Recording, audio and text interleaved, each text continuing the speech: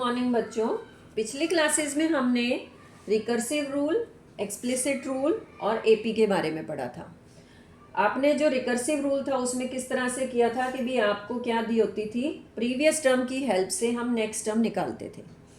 और जो हमारा एक्सप्लिसिट रूल था उसमें क्या होता था, टी एन एथ यानी nth टर्म दी होती थी और उसमें हम n की वैल्यू पुट करते थे और तो हमारे पास सीक्वेंस आ जाता था। अब जो है रिकर्सिव रूल में हमने अभी तक पढ़ा था कि सिर्फ प्रीवियस टर्म यूज करते हैं, लेकिन एक जो थे फिबोनाची, विरहंका फिबोनाची, उन्होंने एक रूल दिया था कि भी आप एक से ज़्यादा प्रीवियस टर्म यूज करके भी आप सीक्वेंस निकाल सकते हो।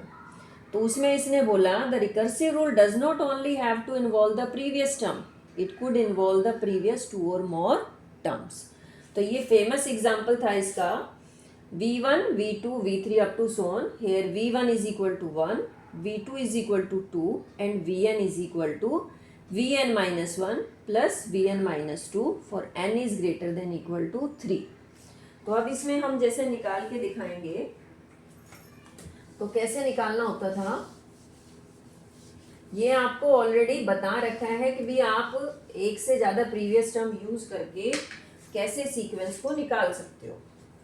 तो इसमें जैसे हमारे पास अब n is greater than equal to 3 लिया है, यानी n की वैल्यू हम 3 लिख सकते हैं या उससे बड़ी लिखेंगे। तो जब हम इसमें वैल्यू पुट करेंगे तो ये हमारे पास क्या होगा, v3 is equal to v2 plus v1। तो हमारे पास जो v2 है उसकी वैल्यू क्या दी हुई है, 2 प्लस 1, तो ये वैल्यू कितनी आ जाएगी, इज इक्वल टू 3।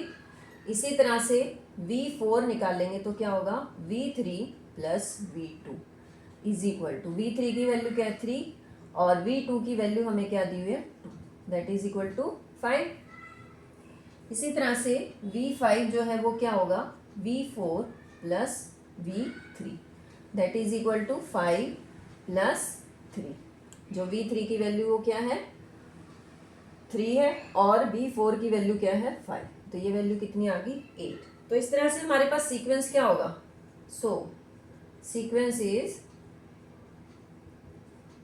क्या वैल्यू होगी, v1 की वैल्यू क्या है 1, v2 की वैल्यू क्या है 2, v3 की वैल्यू क्या है हमारे पास 3 और नेक्स्ट क्या है 5, फिर क्या है 8 अप टू सो। तो ये जो सीक्वेंस है ये किसने बताया था हमें, विरहंका फिबोनाची।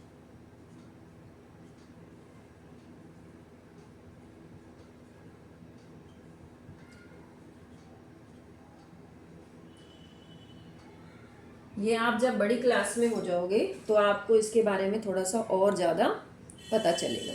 अभी मैंने जो इसका एक एग्जाम्पल था एनसीईआरटी की बुक में दे रखा है, वो मैंने आपको पिछली क्लास में एक्सप्लेन किया था। अब आगे देखो, अब देखो ये हमारे पास एक सीक्वेंस दिया हुआ है 1 4 7 10 13। अब इनका जो डिफरेंस है वो क्या आ रहा है, देखो 4 माइनस 1 इज इक्वल टू 3 आ रहा है, 7 माइनस 4 इज इक्वल टू 3 आ रहा है, 10 माइनस 7 इज इक्वल टू 3 आ रहा है। अब इनका जो डिफरेंस है वो क्या आ रहा है, सेम आ रहा है, तो इट मीन्स ये क्या बन जाता है, d जो है वो हमारे पास क्या हो जाएगा 3 हो जाएगा और फर्स्ट टर्म हमारे पास क्या है 1 है। अब जो मैंने आपको बताया था कि जो एक्सप्लिसिट फंक्शन था, एक्सप्लिसिट रूल जो था उसमें क्या निकालते थे हम, टी एन निकालते थे और जो टी एन होती थी उसकी वैल्यू में हम क्या करते थे, एन की वैल्यू पुट करके और हम सीक्वेंस निकालते थे।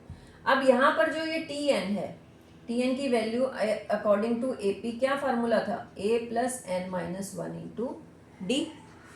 यहाँ पर जो ए है वो क्या वैल्यू है 1, एन माइनस 1 इंटू डी की वैल्यू क्या है 3, तो यानी ये वैल्यू क्या होगी 1 plus 3n minus 3 that is equal to 3n minus 2। तो ये हमारे पास tn वैल्यू निकल गई। ये जो tn वैल्यू है ये एक्सप्लिसिट रूल के हिसाब से उसकी nth टर्म होती है, समझ आया। एपी की क्या है, ये nth टर्म है, जर्नल फॉर्म बोल सकते हो, tn वैल्यू बोल सकते हो। इसे हम एक्सप्लिसिट रूल के हिसाब से क्या बोलते हैं कि ये nth टर्म होगी। तो nth टर्म जो है ये एक्सप्लिसिट रूल के हिसाब से जो हम निकालते थे वो निकल रही है। अब जो रिकर्सिव रूल है, रिकर्सिव रूल को भी क्या हम एपी से निकाल सकते हैं? जो रिकर्सिव फॉर्मूला है उसको हम एपी से निकाल सकते हैं। तो वो निकालने का तरीका देखो। अब इधर देखो, यहाँ पर ये क्या बन गया, T n is equal to a plus n minus 1 into d is the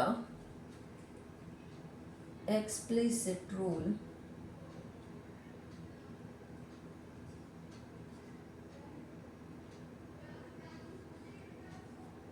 for finding the nth term of an AP। ठीक है, अब इसमें हमारा जो रिकर्सिव रूल है वो कैसे करेंगे? अब देखो, जैसे अब इस सीरीज को ध्यान से देखो, हमारे पास इसमें क्या हो रहा है, जो फर्स्ट है हमारे पास, मान लो ये T1 लगा लो। T1 जो है वो क्या है, 1।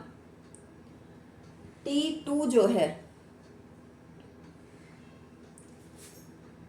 T2 की वैल्यू क्या है, 1 प्लस 3, तभी 4 बना है।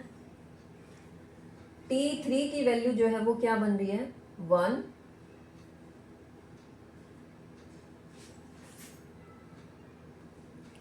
अब T3 की वैल्यू हमारे पास क्या बन रही है, 4 प्लस 3, तभी 7 आ रहा है। इसी तरह से T4 जो है वो क्या हो रहा है, 7 प्लस 3 इज इक्वल टू 10।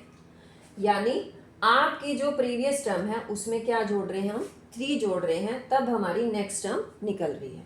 तो इसके हिसाब से हमारी जो वैल्यू है वो क्या बन जाएगी, Tn is equal to Tn minus 1 plus 3, ये बन गया।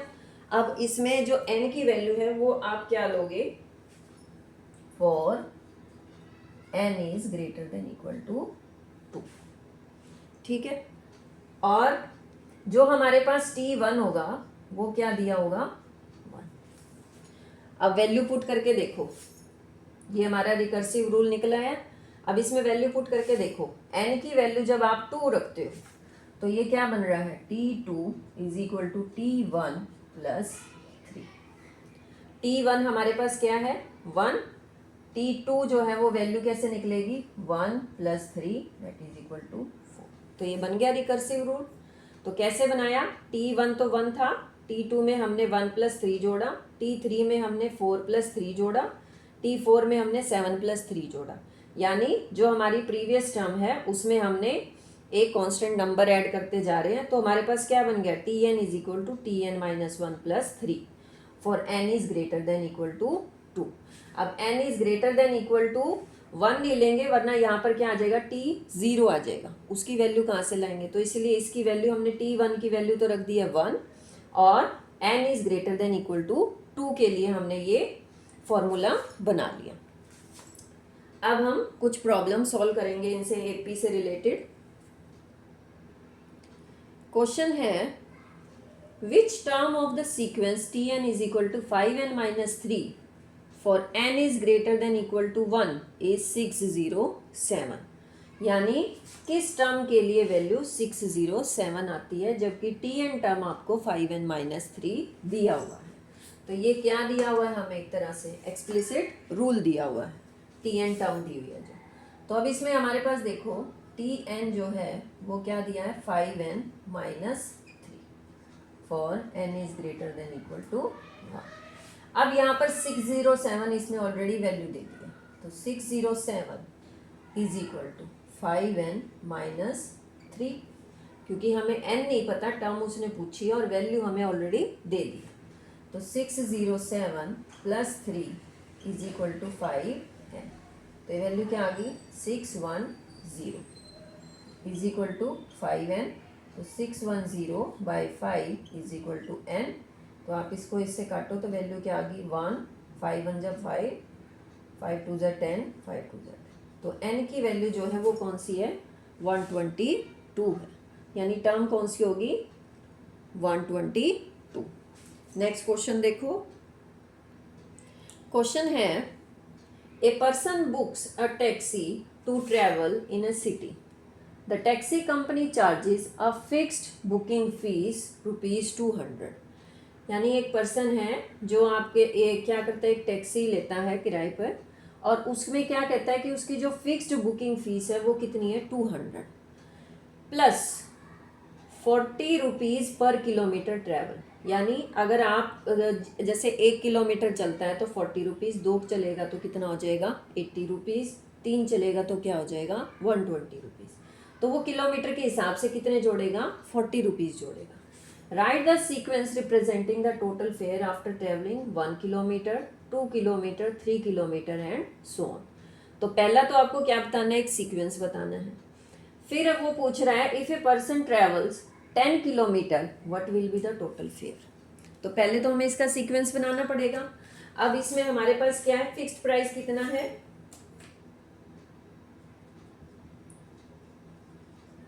फिक्स्ड अमाउंट कितना है 200। ठीक है। अब जब वो 1 किलोमीटर चलता है, after 1 kilometre the fair will be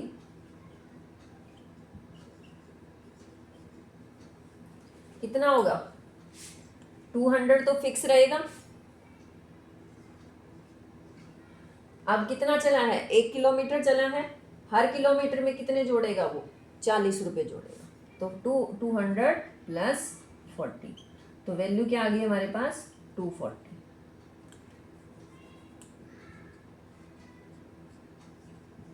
तो 1 किलोमीटर के लिए कितना हो गया 240। अब 2 किलोमीटर आफ्टर 2 किलोमीटर तो कितना हो जाएगा ये, अब 200 तो फिक्स ही रहेगा। अब कितने किलोमीटर चला है वो 2, तो क्या करेंगे 2 इंटू 40, तो वैल्यू कितनी आ जाएगी 200 plus 80 is equal to 280 rupees. इसी तरह से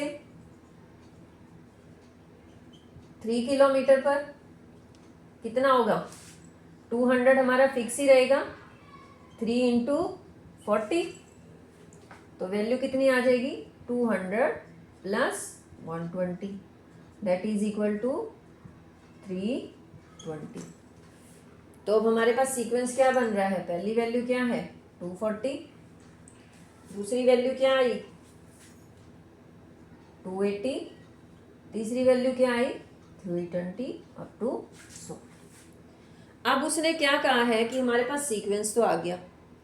अब ये सीक्वेंस में वो कह रहे हैं कि भी 10 किलोमीटर का बताओ आप कि कितना फेयर होगा।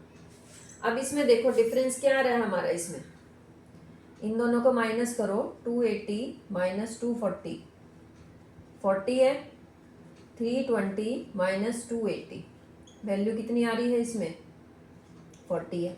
तो ये क्या है एपी है। अब एपी है तो हमारे पास टी एन वैल्यू जो है वो क्या होगी, T n is equal to a plus n minus 1 into d. अब यहाँ पर टी एन जो है वो उसने क्या दिया हुआ है, जो कितना चल रहा है वो 10 किलोमीटर चल रहा है, तो हमारे पास इसमें वैल्यू क्या आ जाएगी, ए हमारे पास क्या होगा 240 प्लस एन जो है वो कितना है 10 माइनस 1 इंटू डी कितना होगा 40। ठीक है। अब ये हमने चेक किया, कॉमन डिफरेंस क्या आया था हमारा यहाँ पे,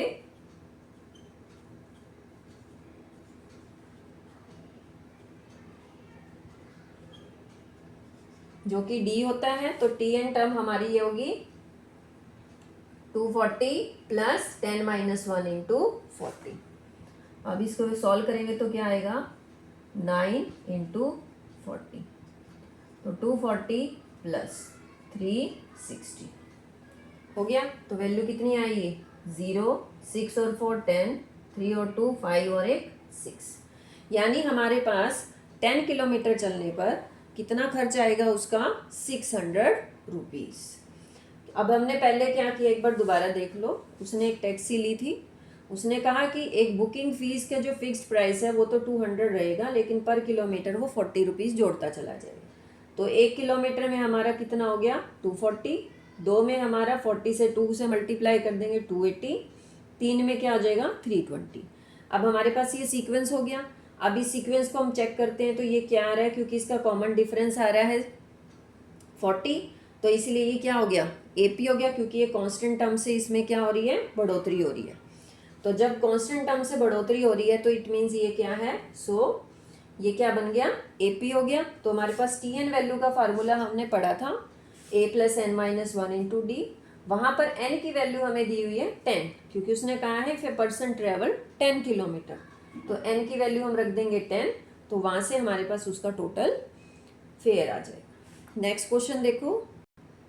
नेक्स्ट क्वेश्चन है, the fourth term of an AP is equal to 3 times the first term and 7 term exceed twice the third term by 1. Find the first term and the common difference. अब हमारे पास जो AP होती है हम क्या मानते हैं?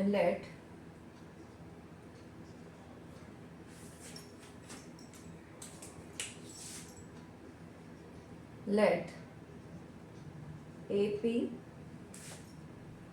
is A plus D, A plus 2D up to so. हम ये करते हैं। अब इसमें देखो, पहली स्टेटमेंट क्या कहती है? Fourth term of an AP is equal to 3 times the first term, यानी फोर्थ टर्म ऑफ AP यानी T4 बोल देंगे, वो इक्वल है 3 टाइम्स द फर्स्ट टर्म यानी 3T1 के। पहली लाइन का मतलब समझ आया?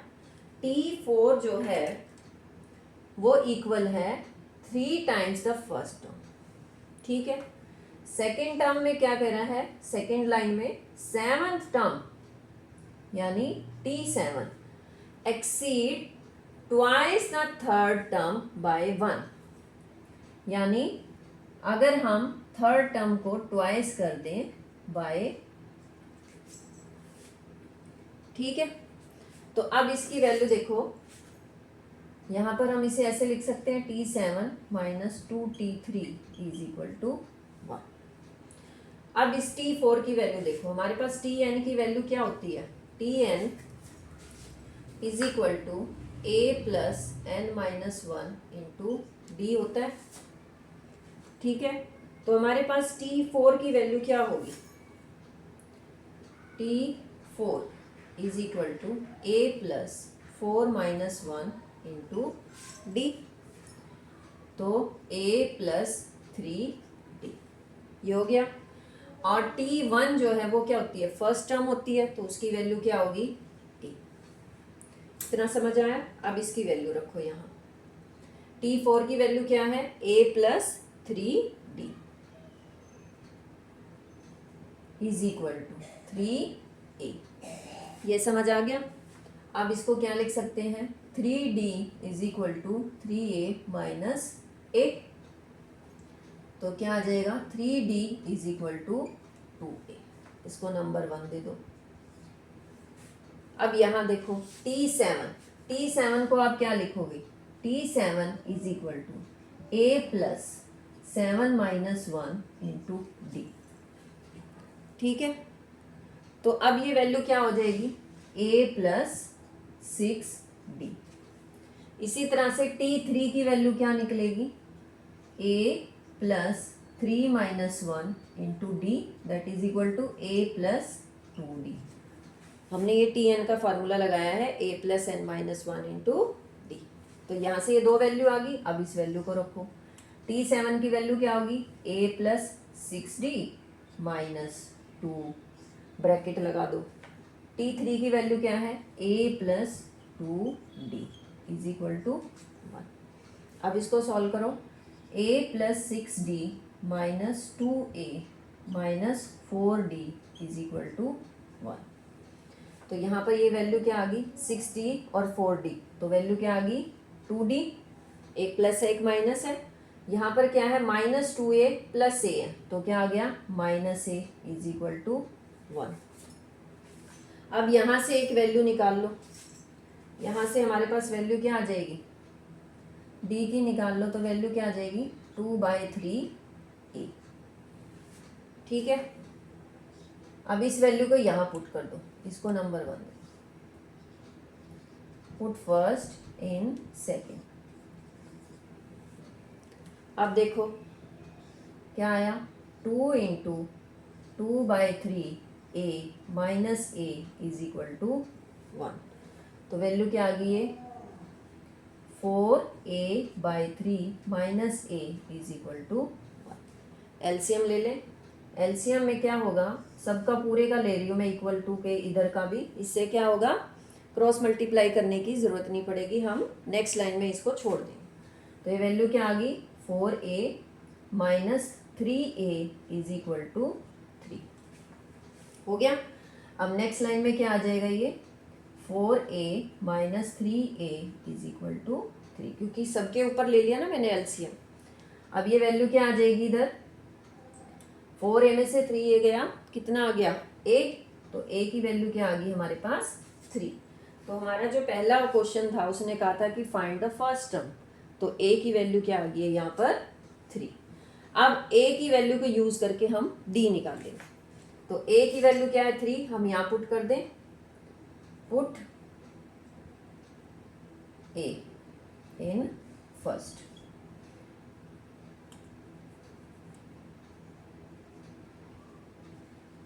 Value of a in first, तो d की वैल्यू क्या है 2/3 × 3, तो ये 3 से 3 कट गया, तो d की वैल्यू क्या आ गई। ठीक है, हमें क्या यूज़ करना है, tn की वैल्यू यूज़ करके t7 निकाला, t3 निकाला और t4 निकाला, और इनकी वैल्यू पुट करके हमने 2 इक्वेशन निकाल ली। उन 2 इक्वेशन से हमने a और d की वैल्यू निकाल ली। अब बाकी क्वेश्चन हम नेक्स्ट क्लास में करेंगे।